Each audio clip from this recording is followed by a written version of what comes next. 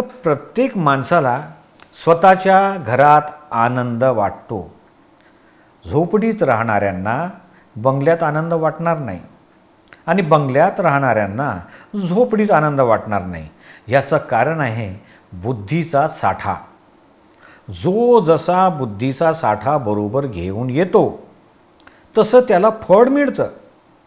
एक पाप फळ आणि दुसरं पुण्यफळ.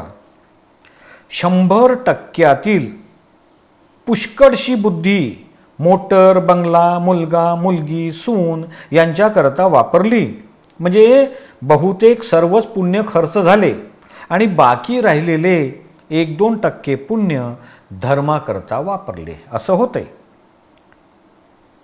2 चोर चोरी करतात, त्यांच्यातून एक पकडला जातो आणि दुसरा सुटून जातो.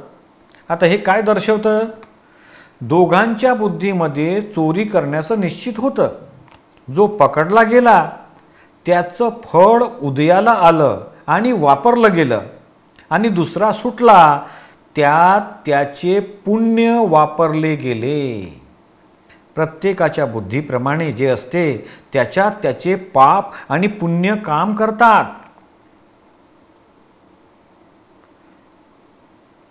मी 10 लाख रुपये कमावले असं वाटते लोकांना.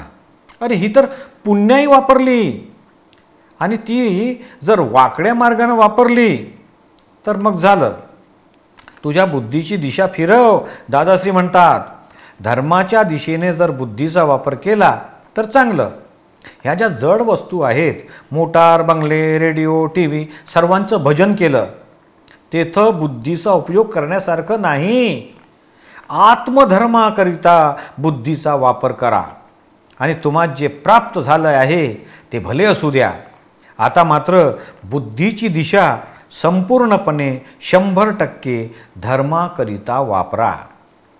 दादाश्री म्हणतात आम्ही आमच्या बुद्धीबरोबर 100% धर्म आणि जगाच्या कल्याणाची भावना घेऊन आलो आहोत.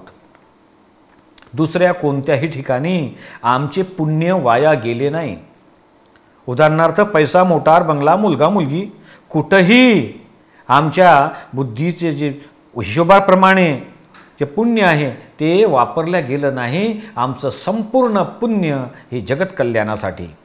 आता आम्हाला जे लोक भेटले, आमच्याकडून ज्ञान घेऊन गेले, दादाश्री म्हणतात त्यांनी 2-4% धर्माकरिता आणि मुक्तीकरता टाकले म्हणून आम्ही भेटलो.